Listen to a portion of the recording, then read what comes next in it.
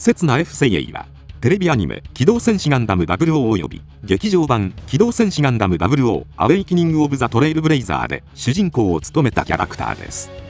アニメファーストシーズンではガンダムレクシア、セカンドシーズンでは00ライザー、劇場版では00クアンタに登場して活躍しました。少年兵だった頃、ガンダムに命を救われた経験から、自分もガンダムのように戦争を止める救世主になることを目指し、ガンダムマイスターの一人として武力介入を行っていき、純粋種へと進化していきました。今回はそんな刹那 F セイエイについて解説させていただきます。俺がガンダムだ。刹那の本名はソラン・イブラヒムといい、西暦2291年4月7日、中東の貧困国クルジス共和国に生まれました。歴代ガンダム主人公の中でも屈指を誇る壮絶な少年期を過ごしており、アザビスタンの内紛の際、反政府ゲリラ組織 KPSA に拉致洗脳され、自らの手で両親を殺害しています。その後はゲリラ兵として鍛えられ、神へ捧げるための聖戦と信じて故郷クルジスの紛争に参加しました。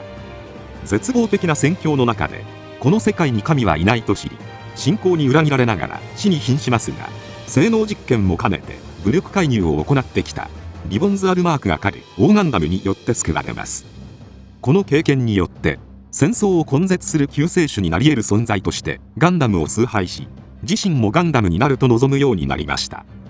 同時に少年兵時代の経験から自分自身を戦うことしかできない人間と考えるようになります。その後ソレスタルビーイングにスカウトされ、エクシアのガンダムマイスターとなりました。なお刹那が他のマイスター候補を押し除いて選ばれたのは、オーガンダムを見つめる刹那の表情が印象に残ったリボンズによる強い推薦があったからです。そのため序盤は他のマイスターに比べて技量の未熟さが見られ、機体性能頼りの戦いが目立つ一面も見られました。ファーストシーズンでは西暦2307年のau イナクト広め式典にてエクシアと共に武力介入を行い、世界へガンダムの存在を見せつけました。その後も各地に武力介入を行い、紛争根絶を目指して戦い続けます。序盤は少年期の経験からか、他者とのコミュニケーションを避ける傾向があり、コックピットから出て敵に生身を晒すなどの問題行動も相まって、よく組織に混乱をもたらしていました。そのためティエリアーデからはガンダムマイスターにふさわしくないと評されています。そんな中、ミッション中に偶然居合わせたアザビスタンの第一皇女マリナ・イスマイールと運命の出会いを果たしました。故郷クルジスを滅ぼしたアザビスタンの皇女であるマリナが、戦いでは何も生み出せない対話によって平和を実現すると唱えている姿を見て、最初は怒りを見せたものの、自分とは違う形で平和を目指す彼女を気にかけるようになっていきます。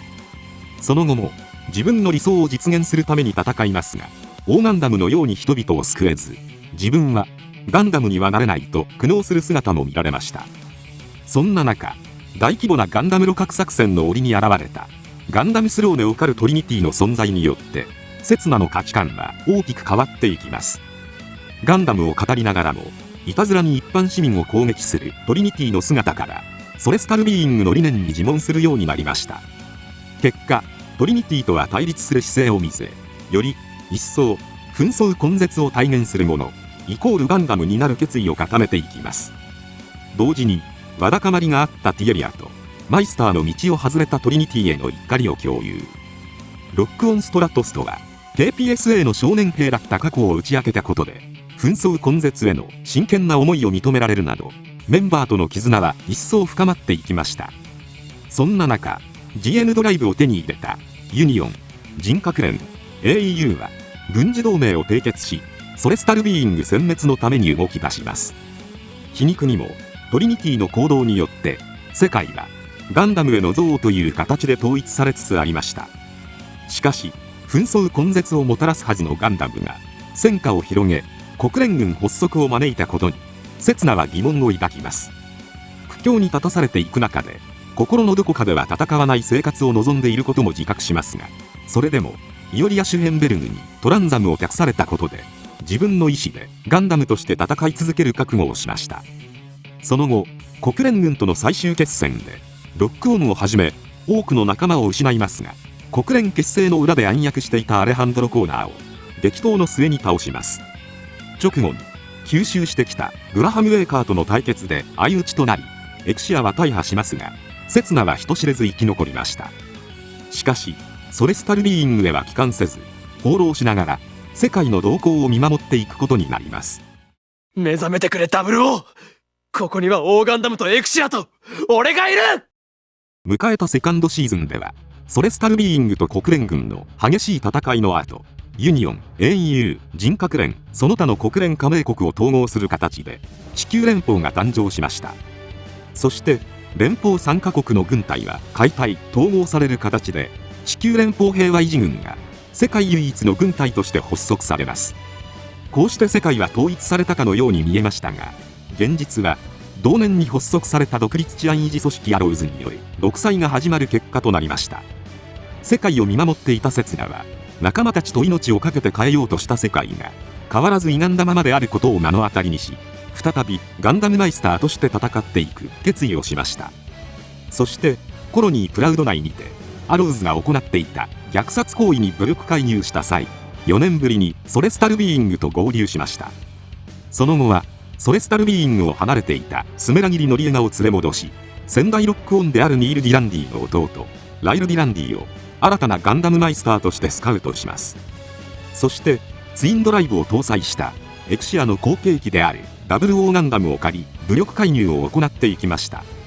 機体が安定稼働には至らないながらも、4年間の放浪生活の中で向上した操縦技術でアローズの最新鋭機とも渡り合っていきます。なおファーストシーズンでは未熟な印象があった射撃技術も向上しているようで、武士道からは射撃も上手くなったと称賛されていました。そんな中、アローズに囚われていたマリナと再会し、しばらく行動を共にします。マリナとの再会をきっかけに、彼女のいる平和な世界へ憧れを抱くようになりますが、戦うことしかできない自分はそこへ戻れないとも悟っていました。同時に破壊の中から生み出せるものがあると信じ、世界の歪みを断ち切るために戦い続けていきます。そしてアローズを裏から操り、イオリアの計画を遂行しようとするイノベーターの存在を知り、彼らこそ真の敵であり世界の歪みであると見定めました。そんな中、アリーアル・サーシェスとイノベーターのリーダーであるリボンズと対面し、自身のガンダムへの崇拝はリボンズの気まぐれから生まれたものと知ります。その後のサーシェスとの戦闘では、機体性能と操縦技術の高さで圧倒し、そのままサーシェスの機体を破壊しようとしますが、トランザムの影響で頭の中にマリアと子供たちの歌が響き、セツナは戦いを止めました。そしてマリナと再び開口し、言葉を交わしたこと、夢の中でニールにお前は変われ、変わらなかった俺の代わりにと語りかけられたことで、戦うだけが自分の全てではないと考えるようになり、自分自身を変革させていくことを決意します。なおサーシェスに対面した際、撃たれた銃弾に込められていた疑似 GN 粒子によって細胞以上に身体を侵されるようになりました。しかしダブルオーライザーから発せられた GN 粒子によって細胞以上の進行は抑えられ、イノベーターへの変革が加速していきます。そして武士道との対決で純粋種のイノベーターへと覚醒を果たし、 GN 粒子を用いて他者と意識を結びつけられるようになりました。さらにアローズとの最終決戦では、ソレスタルビーイングのメンバーが危機に瀕する中、トランザムバーストを発動し、戦場中の人々の意識を結びつけ、相互理解へと導きます。しかし GN 粒子の影響下の中でも、決して人と分かり合おうとはしないリボンズを破壊すべき存在と判断し、戦いを挑みました。激しい戦いの末、相打ちに持ち込むもののダブルオーは大破してしまいます。しかしスメラギが射出したエクシアリペア2に乗り換えることで、同じくオーガンダムへ乗り換えたリボンズと最後の一騎打ちを繰り広げ、辛くも勝利を収めました。戦いの後、アローズは解体され、世界は真の地球連邦樹立へと進み始めます。そんな中、セツナはソレスタルビーイングにとどまり、変化していく世界と対峙し続け、時に武力を行使する世界の抑止力として存在し続けることを決意しました。刹那 F 星へ未来を切り開く。リボンズとの戦いの後、アニメとしてはそこから2年後を描いた劇場版アウェイキニング・オブ・ザ・トレイルブレイザーにおいて、セツナはソレスタルビーイングとして変わらず活動していました。この空白の2年に関しては機動戦士ガンダム 00V 戦記で描かれており、宇宙では00ガンダムセブンソードスラッシュ G に登場、地上ではエクシアリペア3に登場して戦いを繰り広げています。劇場版の世界ではソレスタルビーイングの活躍は伝説になっていて、3時間48分もの長編の実写映画が作られていました。こちらは顔に傷を負った刹那っぽい人物が00ライザーっぽい機体に登場してアレハンドロ・コーナーっぽい人物と戦う内容になっており、細かいところで突っ込みどころが見られるようになっています。刹那の方は操縦技術はイノベーターの能力も相まって人間離れしたものとなっており、 GN ソード2回を1本装備しただけのフラッグで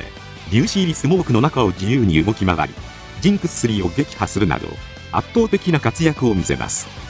一方、純粋種のイノベーターとして覚醒したことで周囲と自分の違いに悩むようになり、ファーストシーズンの頃のように仲間と距離を置いていました。